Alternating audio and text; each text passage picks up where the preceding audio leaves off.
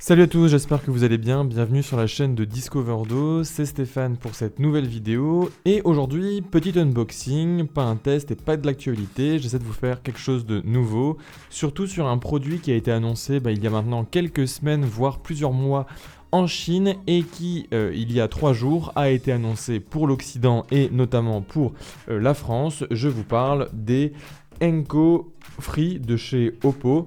C'est des écouteurs sans fil, donc Bluetooth, et qui ressemblent, comme vous pouvez le voir, énormément à des AirPods. Ils sont déjà disponibles, notamment à la Fnac et chez Darty, c'est des exclusivités, et j'ai pu les acheter pour environ 130 €. À travers cet unboxing, ça fait environ également 3 jours que je les ai, je vais essayer de vous dire déjà est-ce qu'ils semblent valoir 130 € et également je vais vous montrer ce qu'il y a dedans et ce que ces écouteurs promettent. Allez, tout de suite.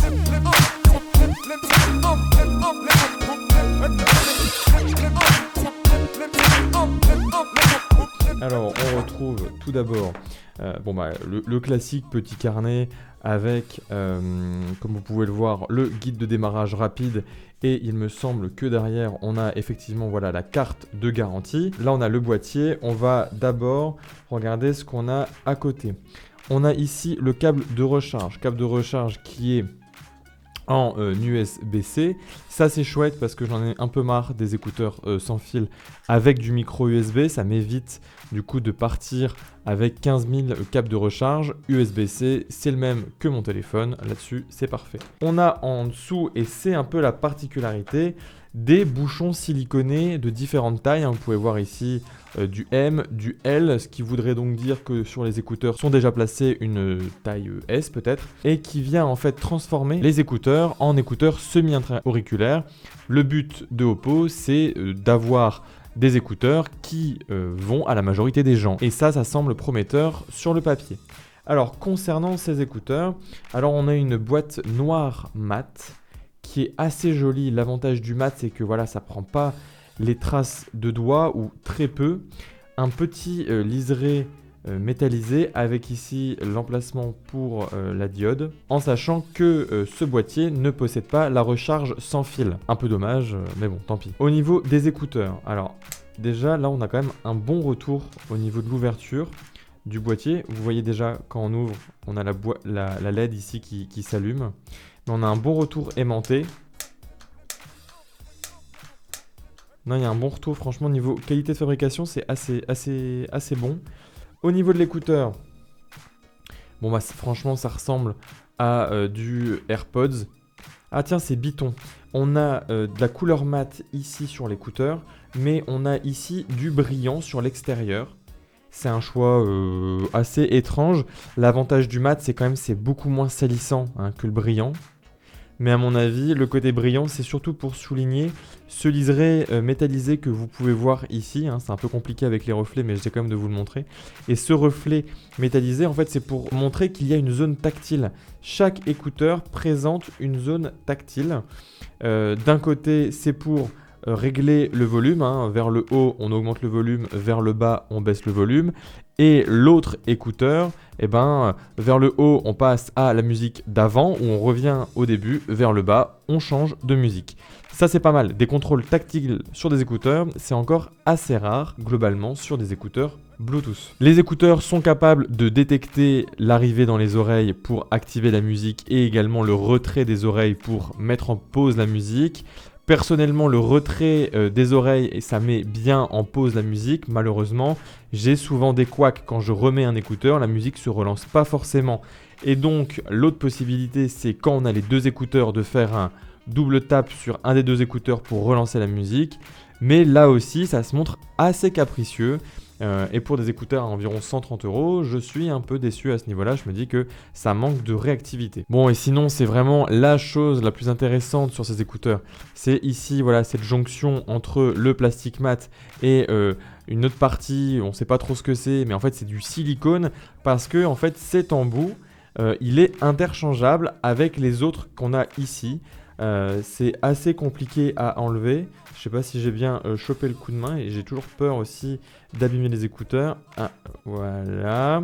Donc là c'est bon. Et en fait, je vais vous montrer tout de suite avec notamment la taille L. Si je prends la taille L et que je la place là sur les écouteurs, on se retrouve avec une sorte de jupe de silicone, comme vous pouvez le voir ici. Voilà cette jupe. Et donc qui transforme ces écouteurs en sorte d'intra ou semi-intra-auriculaire. Et d'expérience, malheureusement, je peux vous le dire, l'apport, je le trouve pas très pertinent. J'ai plutôt l'impression qu'Oppo a réussi à combiner les défauts des écouteurs assez ouverts comme les AirPods et les défauts des intra-auriculaires. Je m'explique. L'inconvénient de cette jupe de silicone, ça fait déjà qu'on retrouve les inconvénients des écouteurs intra-auriculaires dans le sens où on a toujours l'effet bouchon d'oreille avec un peu un effet boule caisse. Et ça, c'est un peu dommage. On a également, parce que cette jupe est quand même très large, on n'est pas sur des bouchons vraiment intra qui sont très fins et qui s'enfoncent assez profondément dans le conduit auditif. Et du coup, l'isolation passive du bruit est assez anecdotique, voire on la sent pas du tout. Et donc je me dis, à quoi ça sert de mettre cette jupe si ce n'est pour avoir plus d'inconfort, autant rester sur la taille S, du coup, c'est-à-dire l'embout de base. Bon, sinon au niveau des capacités globales du casque, il est compatible avec le Bluetooth 5.0, c'est pas mal, avec une portée effective que j'évalue à environ 7-8 mètres, après j'ai eu pas mal de coupures. Au niveau de la charge, chaque écouteur est capable de tenir 5 heures.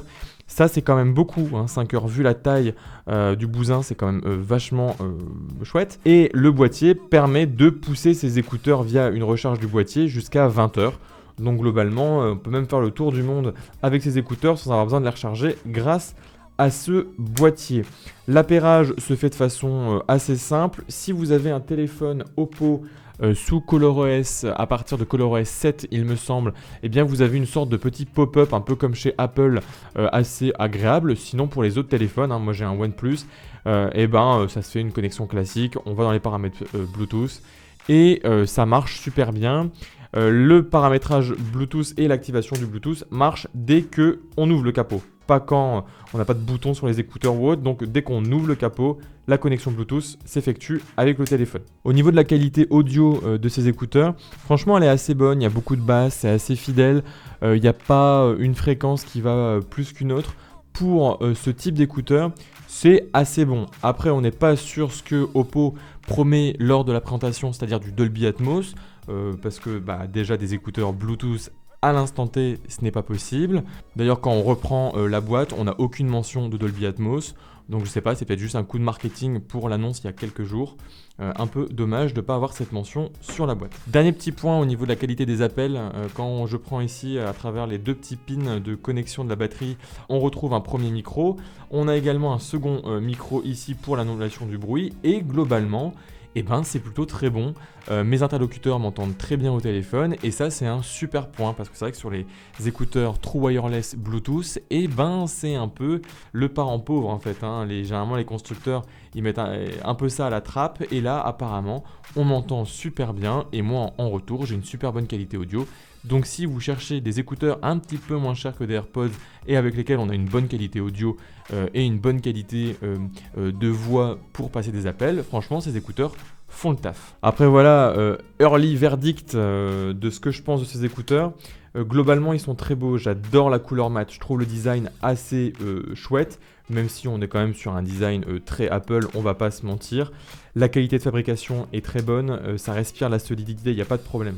Ensuite, je trouve quand même que ce système d'embout interchangeable, même si à la base je trouvais ça chouette, au final c'est très anecdotique, ça apporte quasiment rien, c'est un peu dommage. Je trouve la qualité audio assez bonne, je trouve également la qualité des voix, je viens de vous en parler, très bonne. Je trouve les capacités des écouteurs niveau gestuel, donc toutes les capacités tactiles assez intéressantes également. Tout ce qui est augmenter le volume et changer les musiques, ça marche très bien. Par contre, je vous l'ai dit, le pause et l'activation de la musique par les gestes, c'est encore un peu capricieux. Pareil, au niveau du double tap, c'est aussi capricieux. Je trouve l'intégration de l'USB-C très intéressant. Malheureusement, pas avoir mis la charge sans fil sur un produit à 129 €, ça commence à devenir un peu dommage. Donc voilà, après en toute honnêteté, je trouve qu'à 129 €, ça fait peut-être un peu cher. Mais si à un moment donné, vous avez une réduction sur vos écouteurs, franchement, ça peut valoir le coup. À 99 €, je pense que franchement, c'est une bonne affaire. Donc voilà, j'espère que cet unboxing vous a plu avec ce petit verdict en 3 jours d'utilisation. Si ça vous a plu, n'hésitez pas à liker la vidéo ou également vous abonner. Là, on a dépassé les 35 abonnés, ça me fait super plaisir. La communauté s'agrandit, ça c'est super chouette. Sinon, n'hésitez pas à commenter la vidéo pour me dire ce que vous avez pensé de cet unboxing. C'est la première fois que je fais un unboxing et de rester sur ce format-là, pas de facecam ou autre. Donc dites-moi globalement ce que vous en pensez. Je vous dis prenez soin de vous, on se voit à la prochaine vidéo. Allez salut, tchou.